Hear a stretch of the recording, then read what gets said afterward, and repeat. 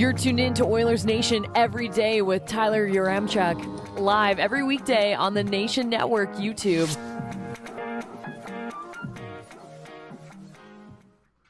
Not every loss is worth freaking out about. Sometimes you can look at a game and just go, hey, team didn't have their best stuff. That's the way it is. Let's get into that game last night against the Wild, because the Oilers, it was not good. Let's start with the lead. Oilers Nation Every Day, as always, coming to you live from the Sports Closet studio with 3 locations in Edmonton and in the Edmonton area, and available online at sportscloset.ca. Everything for the sports fan in your life this holiday season. The lead is brought to you by Soho on Jasper Ave. They have a huge 100-inch screen for game days, and for Friday nights like tonight when there's no Oilers game on, just head down there. It's a great music spot as well. It's also a great spot for lunch. They have like a turkey club and chicken noodle soup on special today for $9. SohoYeg.com if you want to learn more. Last night, scheduled loss. I mean, heading into a game, Minnesota's not that good. We talked about that yesterday, but their travel, Edmonton's travel over the last 5-6 days has been brutal. You're out on the East Coast, you fly home for one game against the Panthers, you then head back east, you play Chicago, you beat Chicago, you've won 3 in a row. You don't get into Minnesota until 3 a.m. You play a team that is boring in the Wild. They kind of put you to sleep, and you lose. You're 3-1 in your last 4 games. I don't look at that game last night and say that's any sort of indictment on the Edmonton Oilers. I don't think it says much about them other than they are banged up. They played a lot of hockey. They did a lot of travel. And sometimes you're just going to lose a hockey game. The fact that that game was actually close, I think, is in a weird way a credit to the Edmonton Oilers. And here's a hot take. They kind of deserved a point, maybe. They scored 3 goals against the Minnesota Wild. I think there's something to be said about, like, hey, they deserve to bring that game to overtime. If they would have gotten that game to OT, I wouldn't have sat there and been like, whoa, got away with one. McDavid, Draisaitl each found the back of the net.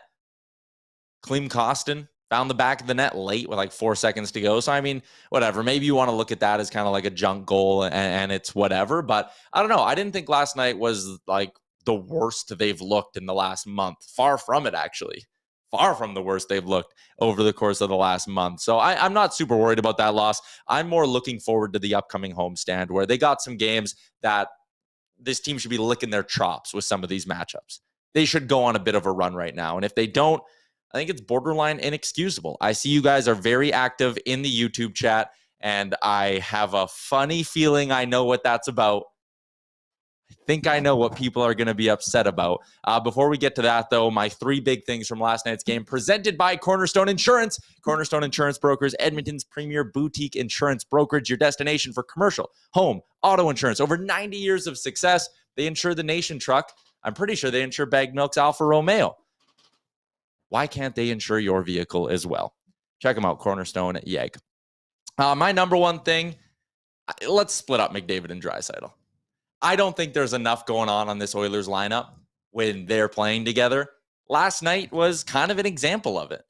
McDavid and Draisaitl on the ice, they were fine. I think that trio generally, they had some decent looks. Connor McDavid was on the ice they were basically on the ice for 6 shots, 13 shot attempts together.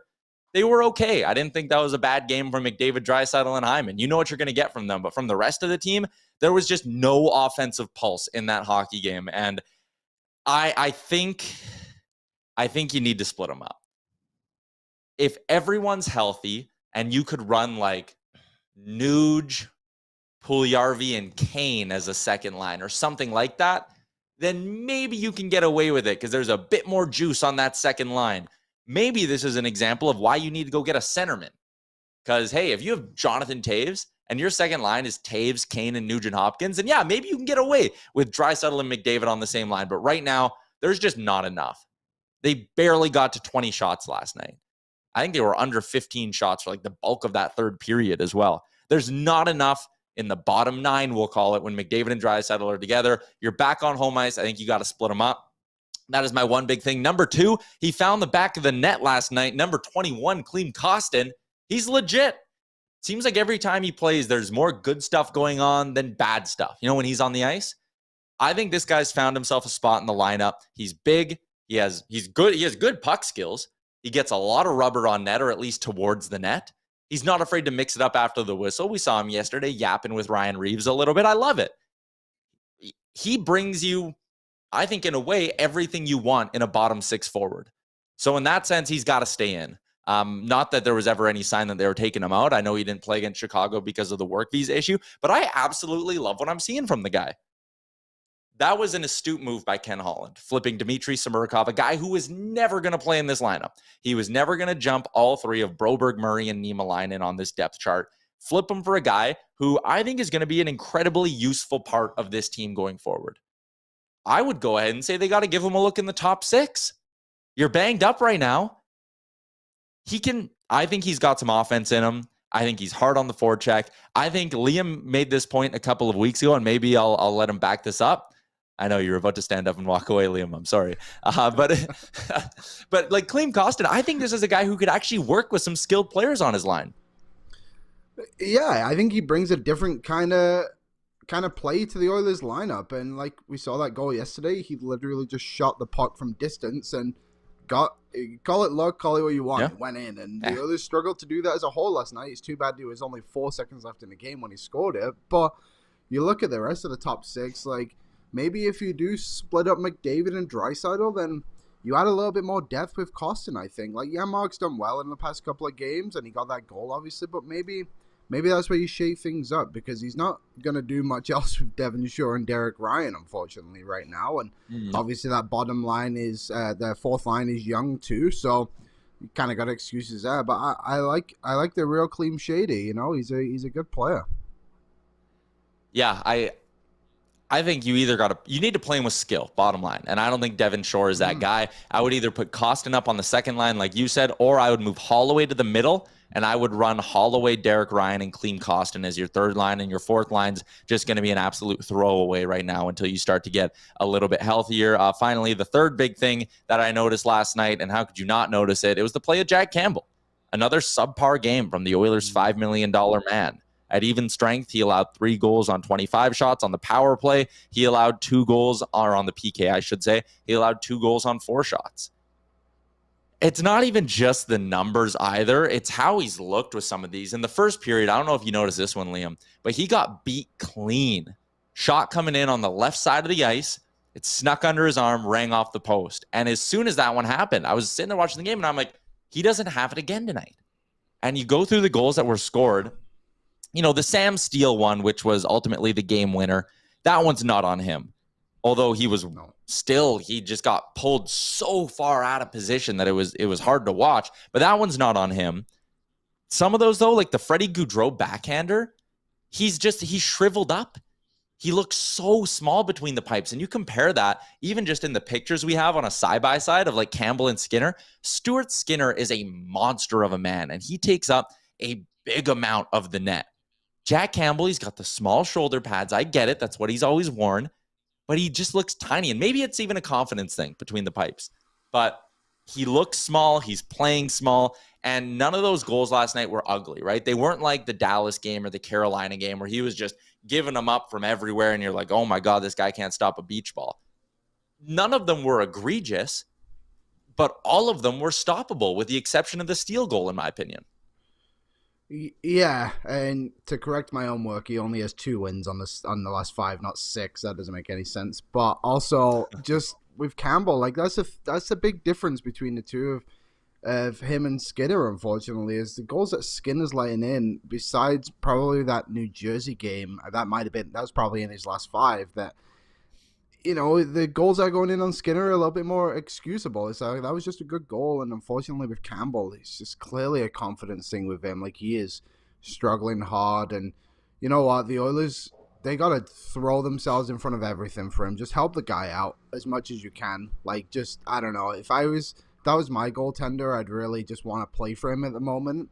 And there's some points in that game you see the goals, like the Sam Steele one, like you said, like, wasn't Dylan Holloway the last guy back on that one or whatever it was? And it's just like, how is this kind of happening? Like, you got to fight for him at the moment, and he's clearly fighting it hard himself. And I think the Oilers got to rally for him. And like we see when they play for Skinner, it's weirdly different. I don't really understand it fully, but I do believe in Jack Campbell still. I think right now the Oilers got to play him as the backup, take away the money, do whatever. Just look at the two goalies as themselves.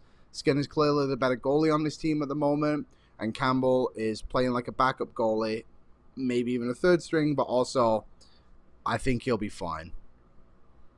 I really want to get into this conversation with Baggedmilk, so we'll get to him in a minute here. But as always, we are live on the Nation Network YouTube, and the chat is absolutely buzzing. If you're watching on YouTube, do me a solid, hit that like button as well. Deskra had a very interesting take, and I want to save that one for BM because I know it's going to fire him up, and I love getting Baggedmilk a little fired up.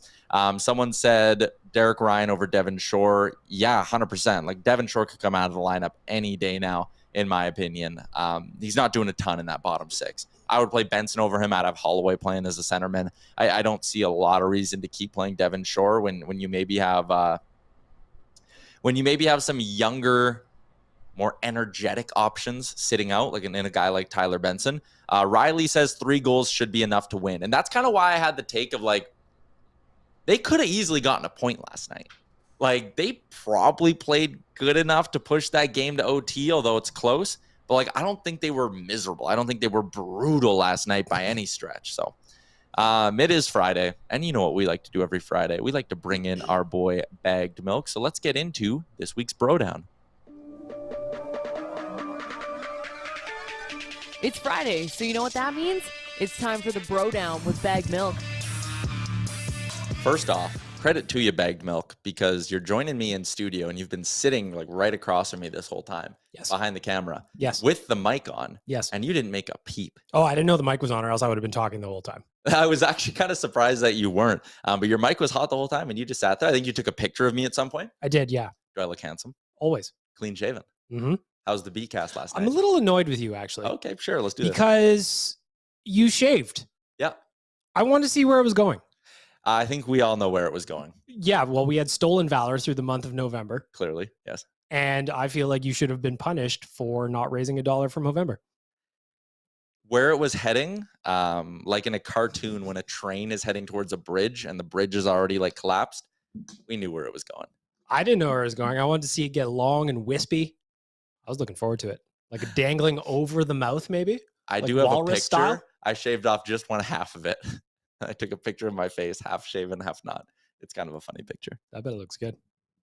You might have sent it to me. I wouldn't have ignored you like you ignored my text messages last night. But you ignored my text message before that. Well, I was on the phone, though. I had a legit reason. I was in meetings. That's fair. And then you did say, sorry, I missed this. Yes, so, I did. What did you say? Nothing. Not well, you sent me a TikTok. Well, yeah. And I don't know. The TikToks you've been sending me recently are messed up, man. Like really messed up. Yeah, my algorithm's got a problem. Yeah, and then you share it with me, and then it screws up my algorithm for like 3 days, and it's just all nonsense. I need you to suffer along with me. Okay. Today, before our show even started, Deskra put in the chat, fire Dustin Schwartz. That one's an interesting one to me. I was just kind of going back and forth with Robin Brownlee on Twitter about it because I just like, of all the guys that have come and gone, coaches, like if you look at the staff, the turnover, every position outside of Glenn Gullitson really has turned over multiple times. He's the last guy. But then when Brownlee says it's not at all uncommon for coaches to get fired and the goalie coach to remain, I don't know why that is, but there's plenty of instances over the years across the league. I guess maybe I don't know. What does a goalie coach do? Like, what is he supposed to say to Jack Campbell right now, I guess? I think it's a lot of like technique stuff and all of that. And, you know, maybe Dustin Schwartz isn't the best goalie coach in the world or whatever, but I just look at it and they followed up and said 18 goalies in however many years since 2014. Okay. That is not on Dustin Schwartz. No. Like he can't make chicken soup out of chicken shit. We just had a bunch of bad goalies, really. A bunch of bad goalies. And if you're going to sit there and be like, oh, fire Dustin Schwartz because Campbell's playing bad. Jack Campbell's been here for 2 months. Yeah. I don't think he showed up here and Dustin Schwartz was like, well, you know what we're going to do? Stop playing good. How about that? Thoughts, Jack? Yeah, just broke him like matter of weeks. He's basically, Campbell's had 13 starts so far. And yeah. Dustin Schwartz, we're just blaming him for those. That's not enough time to just like blame the goalie coach. And also, Stuart Skinner's been great. And Stuart Skinner is developed in this system, in this Oilers program. So if you're going to sit there and be like, oh, fire whatever, Schwartz because of Campbell, well, where's the credit for him working with Stuart Skinner? Stuart Skinner has been great, though I will admit I'm nervous about his last 3 starts. We have it up on the screen here. In his last 5 games, he does have 3 wins, but it's a 3.4 GAA and an 880 save percentage. He's maybe slipping a little bit, and it's his first time ever really having to be a carry the load starting goalie in the NHL. So maybe we should expect more of a slip. But the thing that's encouraging to me about him is even when he's maybe not at his best, he's making a big save and he's helping him win. I've got no problem with Stuart Skinner at all. He's been the better goalie by far. Where I get nervous is he's still a rookie. Yeah. And he's got to carry the bag right now. And I'm a little nervous about it, not because I don't believe in Stuart Skinner. I think he's going to be fine. It's just, I think it's a lot very soon, absolutely quicker than we would have expected. Mm-hmm. Mike's VHS Treasures makes a decent point in this argument. Are we concerned that Oilers goalies play better after they leave? Dubnyk, Brossoit, Talbot. I look at Talbot. Talbot came here and became a number 1 here. Yes. So again, like, that would be a mark in the Dustin Schwartz's fine column. Dubnyk had to go through a couple of stops before he eventually figured it out. And he figured it out in Arizona. Figured it out in Arizona with Sean Burke. So yeah, maybe you do need someone. And Frank Saravalli did on the DFO rundown said, maybe you reach out. Dusty Emu was considered the Jack Campbell. Is he an actual whisperer. emu? I think it's spelled IMOO. Imu. So he's not a bird. No, he's not a bird. He Confirmed? is not one of the ostriches that was on the loose in Tabor, Alberta last week. All right, just checking. But he was fired because he liked a bunch of tweets that were like insensitive. But he was considered the Jack Campbell whisperer, and things fell off for Campbell in Toronto when Emu was fired. Can't we just fire that guy a couple of texts? Well, that's what Frank said. Frank was like, just bring him in behind the scenes. Don't even announce that you hired him. Yeah. Bring him in and let him work with Jack Campbell, which is maybe a little slimy if the dude's a bad guy or something based on the tweets he was liking. I don't even know who we're talking about. I would just assume we're talking about a giant bird. Yeah, I don't even really remember it either. But I don't know where you go with Jack Campbell. And Gregor today on the rundown threw out the idea of do what LA did with Cal Peterson. Send him down. No one's claiming him if you put him on waivers. I think it's too early to do that. Yeah, I agree. And but isn't Calvin Pickard hurt? So you'd be bringing up Olivier Rodrigue, who has been good. But holy shit. Is that what we're going to do? No, it's not a good idea. I think that you have to give Campbell, just like what we did last time. Give him some time in practice. He just needs to practice. He needs to feel good about his practice game, because if he's not feeling good there, Allen Iverson style, yes, we're talking about practice. And it's not going to go into the game, because I was listening to you before. He looked small in the net last night. He's not a small dude. Even some pucks were beating him, and it was the one that rang off the post in the first. He didn't even react really until it had hit the post. Why not just give him bigger shoulder pads? Full on JS Shigerum. Yeah, 100%. Or Garth Snow in the 90s. That's what I want to see. Just they're stacked up to the top of his head. The interesting thing is that over the course of the next 15 days, I think there's a couple of spots that could actually work pretty well for Campbell. I think you give him Wednesday against Arizona no matter what. Arizona's not that good.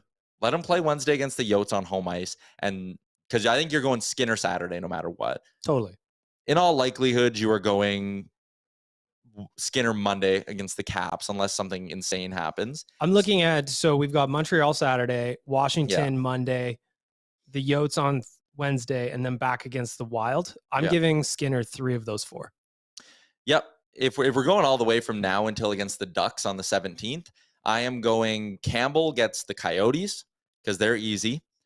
Campbell gets probably the Preds on the second of back-to-backs on the road again, or maybe you flip-flop that, but one of those back-to-backs.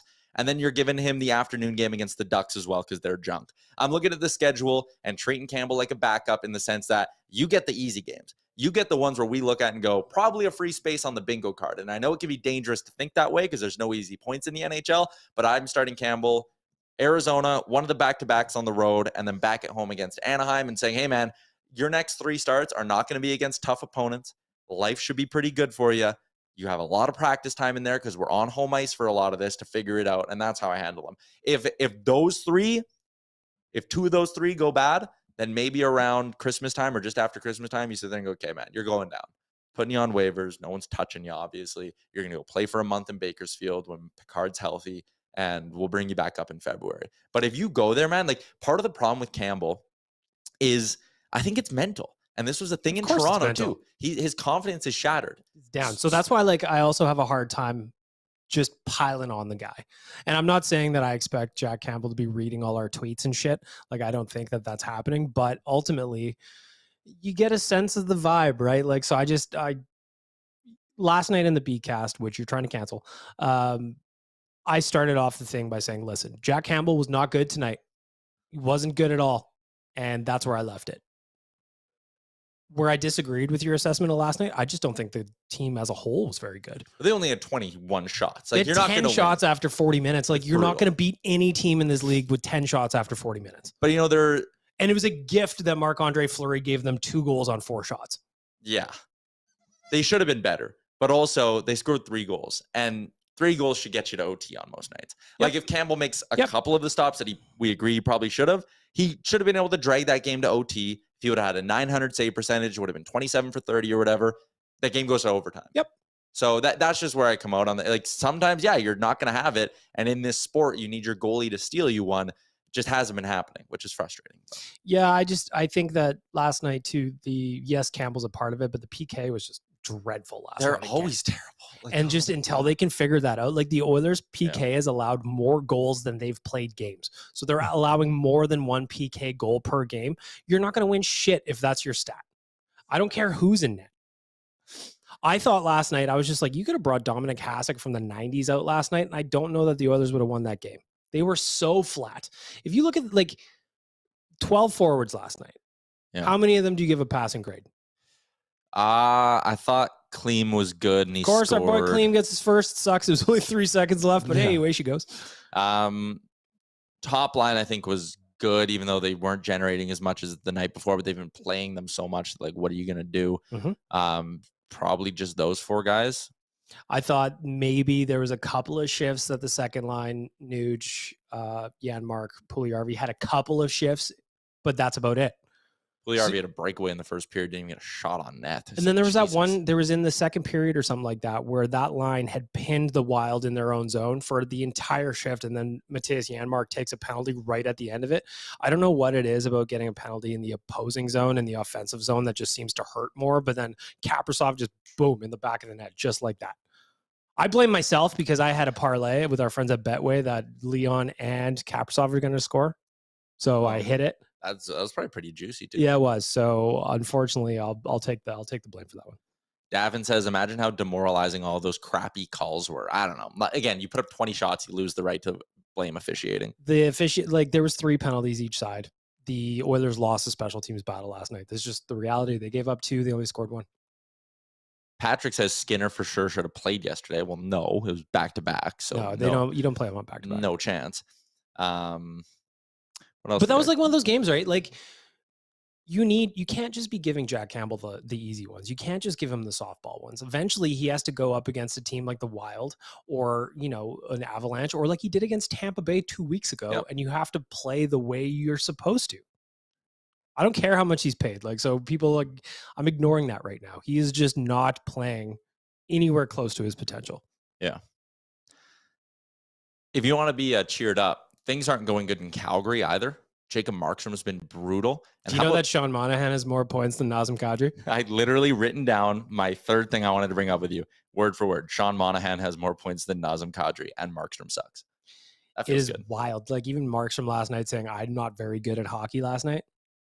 It's one thing, like, if you are looking for a silver lining after an Oilers loss, having the Flames also lose is, well, I'll take it. Right now, the Flames are 3 points back of the Oilers with a game in hand. Granted, things aren't going good in LA either. They have just 4 wins in their last 10 games, although both the Flames and Kings have more points than the Oilers over their last 10, but we'll ignore that. But if the Oilers were to win their games in hand, they would catch the LA Kings. Cal Peterson's on waivers. They have no goaltending. Like, the Pacific Division, for the most part, is in shambles with the exception of the Kraken. I don't understand it either. Like, what is happening? They're on the heater of all heaters. Aren't they like 11-1-1 right now in their last, whatever that is? They've won 7 in a row. They were losing last night with like 2 minutes to go, tied it up, then won it 7 seconds into OT on a Matty Beniers goal. It's unbelievable. Just bananas. They're playing at 117-point pace. It doesn't make sense to me. We're getting to the point, it's almost like Vegas in their first year. Yeah. Where we were like, okay, Kraken aren't going to be good again this year. And then it's going on. It's like, okay, good story off the jump. Wow, they're still hot. And at some point, the math just gets so hard in their favor Like if they were to play 500 hockey the rest of the year, they're going to break the 90-point mark. Yeah. So as long as they play, Frank said at a 5-10 points percentage, they're going to be at like 97 points and make the playoffs this year. I learned my lesson from Vegas. I'm not saying shit about the Kraken falling apart. Yeah, because it might not. I'm not doing it. And their goaltending's been junk, and they're still doing this. Well, yeah, they're outscoring their problems. Yeah. So 9 goals. They won 9-8 the other night. Like, it doesn't make any sense. That's wild. Last area I wanted to hit on with you was just the upcoming homestand here for the Oilers. Montreal on Saturday. Washington, Arizona, Minnesota. What do you want to see them go here? 3-1. 3-1. Like, first up tomorrow against the Habs. It's a 5:00 start. Love that. A little bit weird because they're here, but okay, whatever. You have to send those Habs fans home unhappy. You know Rogers Place is going to be half full of Canadians fans, red jerseys everywhere. Their fucking Olays are going to be coming out. I don't want to hear any of it. You have to go out and set the tone early tomorrow. Surveyor Brett says, I'm only here for the Tyler and BM beef, and they're being way too kind. Yeah. Yeah, I was expecting a little bit more arguing today, to be honest. How was the Beetcast last night? Spicy. I'd imagine people were fired up. It was very spicy last night. People were very angry. A lot of talk about a Campbell buyout, which I think is just completely asinine. I don't understand it, but man, it was like spicy. They're obviously not going to buy out Jack Campbell, even if this season goes terribly. Remember Jacob Markstrom's first year in Calgary when he signed that deal? Yeah. And I'm not saying it's a direct comparison because it's not. Markstrom was an all-star goalie for better goalie. Yeah, he had a longer track record, I should say. Yep. But his first season in Calgary, he finished the year with a .904 save percentage and a .268 goals against average. Not great numbers. And then he bounced back the next year and was a Vezina candidate. Here's the only number people need to think about. In years 3 and 4 of a potential Jack Campbell buyout, the Oilers would have $2.3 and $2.6 million in dead cap space. And let me remind you who needs to be signed in years 3 and 4 of this potential situation. And let me ask you if you think having that much dead space on the books is a good idea with those two contracts coming. It's not. It's not. And you need another goalie. Yeah, you would have to find someone. Stop it. The Oilers, as it stands right now, heading into next offseason, are scheduled to have $10.8 million in cap space with McLeod, Skinner, Bouchard, Benson, Costin, Puljujarvi all needing new deals as RFAs. Well, like, what's the likelihood of Yessa being here next year, if we're being honest? This was a conversation I had with Frank. Do you think the Oilers would qualify him at his $3.3 million qualifying offer? Oh, because you know what that is? That's the Andreas Athanasiou situation. So if you're not going to qualify him and you're going to let him walk as a UFA, do you not have to trade him at the deadline this year? Yes, you do. Yes. But I also wonder too, like if you're going to flip him at the deadline, are you going to get a better fit for the role that he's penciled in at?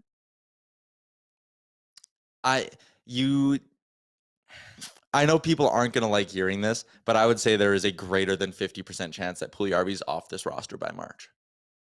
I don't know if it's going to be at the deadline, by the deadline. I can see your logic, but I just can't see any scenario where next October he's still here. But you're either trading him at the deadline or letting him walk for nothing in the summer at this rate. Because I'm just saying, like, I would qualify him at 3.3. I would do that.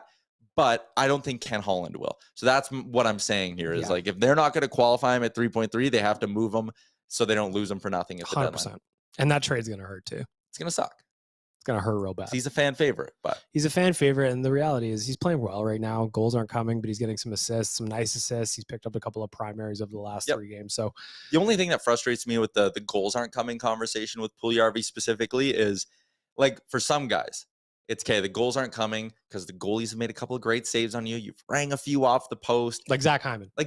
You got some called back. You're getting to the right areas. With him, it's like, hey, you got a breakaway. This is a great, score. And he just muffins it. Yeah. And it's like, hey, he gets a puck in the slot. I lost it in the feet. Shot goes 20 miles an hour on the net. Like, he's got a lot of like what Bouchard had where he's white knuckling that stick. Yeah. Like when Bouchard scored that first goal against New York, you could just see the weight lifted off his shoulders. And I want nothing more than for Yessa to have that same kind of experience. We need him is the reality. We fucking need him. 100%, especially with the way, especially with how banged up they are right now.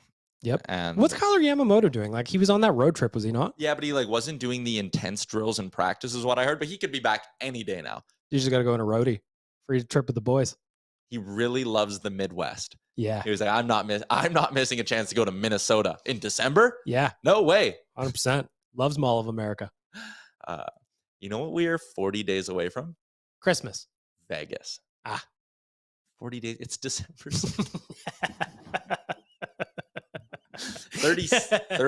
34, 35 days away from Ukrainian Christmas. So you weren't far out there, but 40 days away from Vegas. I'm very excited. I've already got my pants laid out. Your Panta. You only bring one pair. Well, yeah. It's a quick trip. Everything I just wear it Joey Tribbiani style on the plane. That's all I bring. No carry. No backpack, nothing. $40 for a carry-on. I'm not paying that. Just walk on with your laptop and that's it. I'm gonna do that thing that I saw a bunch of girls doing on TikTok where I've got a pillow, but it's just full of shit. Oh, and that's how they've been getting around, like paying for carry-on? I mean, allegedly. Allegedly, in our opinions. Yes. We have hit 22 likes on our stream, mm-hmm. which is officially more than the Oilers had shots. Mm-hmm. And we've never hit on YouTube, that is. We've hit it if you combine all of the streaming platforms, but I love YouTube. We've never hit triple digits in terms of how many people are watching at a time. We're at 82 right now. We're so close. So close. Because people are expecting me to fight you. I know. Yeah, we like really hyped this up as like a big day of beef and all of that. I even see Liam is poking the bear in the comments right now with his poll. And 64% of people do not want to cancel the Beetcast like you do. Oh, is that a thing? Here's like, you keep doing it. It's nothing saying we can't have 2 post-game shows. I'm glad you're changing your mind. But that was always my stance. I feel like the public pressure is getting you to cave. I've never caved to public pressure once. Sounds like you are right now. People are lighting you up. You're tired of it. I respect it. You can admit you're wrong. I know behind the scenes that Tyler will be like, I'm sorry that I did this to you. New episode of Oilers Nation Radio coming up later this afternoon as well. So we'll have more great content there. It's a Friday, so no word association. I see someone was asking about that in the chat. But maybe it is a quick round. How about an impromptu round right now for you? It takes me so long to prep for that segment. I can't do it on the spot. All right. December. Cold. Oilers December. Gonna be hot. I hope so. They've got some winnable games on the schedule right now. They just have to collect some points. Like you can't make it through this month with some of the teams. Like you've got Arizona, you've got Anaheim, you've got the Predators twice. They've owned them. Vancouver just lost Demko for who knows how long. Yep. If you go 3-1 on this homestand, split the doubleheader, now you're 4-1. Split the next 2 home games, now you're 5-2. Or sorry, you're 5-3. That's a decent start right there. I also think St. Louis is beatable. Yeah, St. Louis is very beatable. You could definitely win both those home games. I'm saying we talked about this in November that this team could very easily just go on a run where they win like 9 of 10, 8 of 10, and really catch up that way.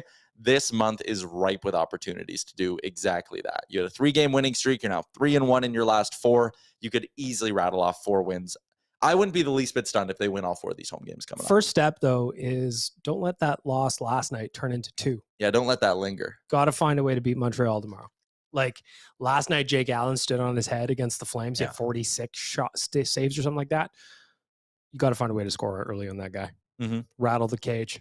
Get in front of him. The Habs are also such a one-line team right now. Like they're so beatable. So beatable. You cannot have one of those games where you play down to your opponent. I feel like that's a personal attack since the Oilers are kind of a one-line team right now.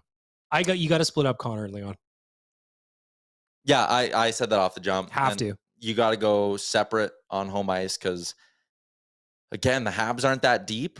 So split them up, and one of those 2 should have a gravy matchup for the entire game. Run McDavid and Hyman on the top line with Kostin on the left side. Run Nuge, Draisaitl, and someone on the second line. Hopefully Yamamoto's back. You go Nuge, Draisaitl, Yam, and then you're good to go. That'd be his 200th NHL game. Yamamoto? Kyler Yamamoto. Yeah, he's been sitting on 199 this whole time. Sitting on 199 for a long time now. The fact that he took the trip means he's close. Although, granted, he's been day-to-day for a month. Again, maybe he likes Minnesota, like you said. Yeah, Mall of America, all that good stuff. Big fan of Minnesota. Loves airplane food. It's like any chance to get on a plane, I'm in. Yeah. Like when Evander Kane flew to New York for no reason. Yeah, absolutely. Why not? Free trip to New York. I'd take that. Yep. Mm-hmm. All right. We're gonna move along here. Thanks for hopping on. Yeah, anytime. This was a lot of fun. Mm-hmm. Let's get to the wrap for today's show.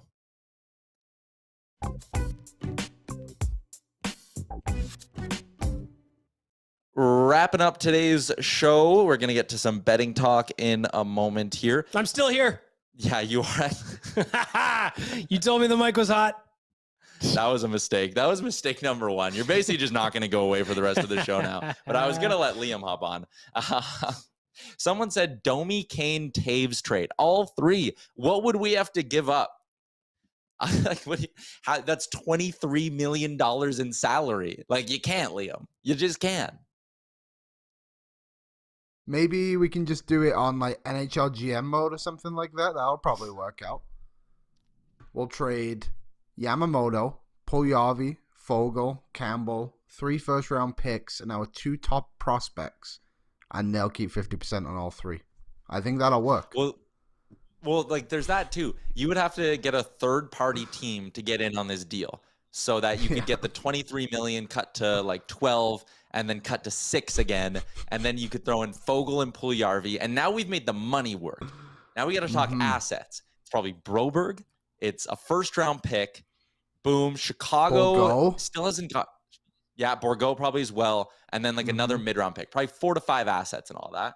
And then you have to pay off that third-party team that's eating $6 million for the rest of the year. It's yeah, they're not getting all 3. Is the point I'm Who's your preference? outlining here. Do it. You get one of 3. Taves. Domi. Liam. I love Max Domi. I know, but like if you had the choice between Taves and... Oh, well, actually, Patrick Kane then. If I'm not being realistic, then Patrick Kane's my guy. I've been on this one for a while. If you're How come we factoring not in, want like, that guy? If you're factoring in acquisition cost into all of this, then I can see like, yeah, okay, it's Domi, right? Because he won't cost you nearly as much. But Taves is the guy who is, he walks the line of like, he's realistic to get, and he would fit like a damn glove on this roster. So would Patrick Kane. No, would he? Why wouldn't he? Yes.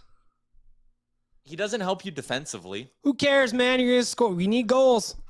If you score more Taves goals helps than the you other team, defensively. that helps defensively. Mm-hmm. If you win Taves the does game, both. that's He'll good. help you in both ends.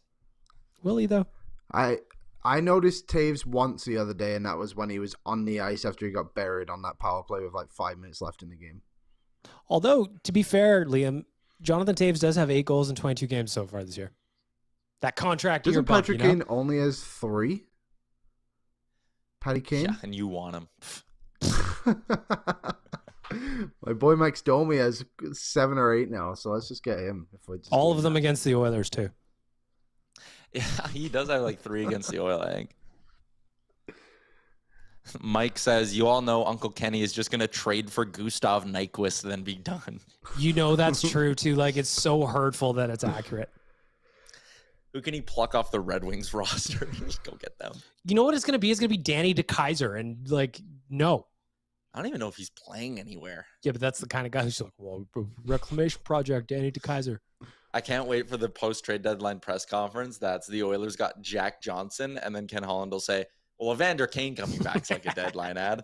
There you go. Isn't it? Yeah. Shit. Isn't Where's it Jared funny Smith? that every trade, Jared Smithson, every trade deadline, Ken Holland has acquired a defenseman. Mike Green, Kulikov, and Kulak. Every year he gets a defenseman. That's the issue every single year, and he goes out and gets one. So I'm actually like, the more I think about it every time, we're like, oh, we need a defenseman. It's 100% true. But I got a feel Ken Holland obviously knows we need a defenseman. I got a feeling he'll figure it out. He's been a good GM for us, and I think he's taken a lot of heat recently, and I'm not here for it. Someone in the chat, who was it there? Riley says, I was looking at Orlov with the Caps. I think Orlov doesn't give you enough defensively. I think you need to get someone who's a little bit meaner, hard to play against. I don't think Orlov is quite that guy. Decent D-man and a centerman. We're going to beat that to death over the next few months. Let's get into our bets for today, brought to you by Betway. Liam, what do you got this evening? Hello? You hit the over last night. I did hit the over. I should have just stuck with my guns and gone with a Draisaitl and McDavid goal, but I got a little cheeky with him and with Hyman. I thought he was due. But tonight, Adam Fox, if he's getting a point, it's an assist. So let's just go with an Adam Fox assist. He's been burying points for the last however long now, and Minus 150, obviously not a massive payout, but I got a feeling he's probably going to get one if he does get a point. And Johnny Gaudreau, sneakily been like pretty hot in his last 4 or 5 games. He has 2 or more points in his last 4 games. So that's 3 of 4 games. Yeah, there you go. So playing Winnipeg tonight, back in Canada. Let's go with a Johnny Gaudreau spicy one. Plus 187 to get 2 points against the Winnipeg Jets tonight, or more. He's hit that in 11 of 10 games this year, which means if you bet it at that price, you would be up like almost 10 units on the year just hammering that every game. That's crazy. Sorry, I thought you were doing assists. You're doing 2+ points. Yeah, he's hit that in 3 of 5. Sorry. Johnny Gaudreau. Alex, I know you don't have a graphic for this, but I'm going to go Rangers regulation win over the Senators. The Senators suck real bad. And you know Alex is an Ottawa guy too, so he's angry. Sorry, Alex. I'm going Rangers puck line, Jets puck line, and my shot props today are Noah Dobson and Mark Scheifele. So those are my 4 bets. Also, Surveyor Brett, get ready. NFL bets. My NFL picks for the week. I'm taking a teaser with the Falcons and the Chargers up to +7 and +8 respectively. The Ravens minus 9.5 is my favorite spread pick, and my favorite prop is Falcons receiver Drake London over 36.5 yards. He's crushed this in 3 straight. He's starting to get the ball a ton, and I think that the Falcons will be able to move the ball up and down the field pretty well. So Drake London, Ravens, and a Falcons Chargers teaser are my NFL picks. Any NFL stuff you like, Liam? I'm just having a quick peek here. The Lions have been pretty good recently, and they are +1 at home on the spread against the Jags. Maybe that could be a good little spot. I'm going to go to the other kind of football, and I'm going to go with England to beat Senegal by 2 goals or more. There you go, England on Sunday. It's still coming home, folks. It's still coming home. I will add in Neil Robertson over Mark Selby in snooker.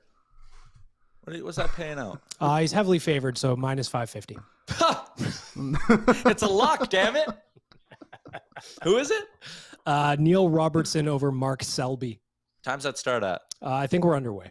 We're underway. All right. Okay. We got to get that up on the TV behind us. Liam, you get down to the office. You can catch the end of this snooker match. And then we'll do Oilers Nation Radio after that. And look at us. We got a day planned. Easy peasy. All right. Shout out to Betway 19+. Please play responsibly. That's going to be a wrap on today's edition of Oilers Nation Everyday. Shout out to everyone that tuned in. 34 likes. I think that's close to a record for this show, which is great.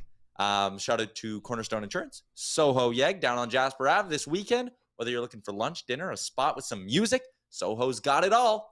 Also, Sherwood the Giant. We're going to be back tomorrow with the Sherwood Giant Game Day edition of the show. And, of course, the Sports Closet. We are coming to you live from the Sports Closet studio where they got some beautiful Connor McDavid reverse retro gear like the jersey that's hanging up beside me. Check it all out.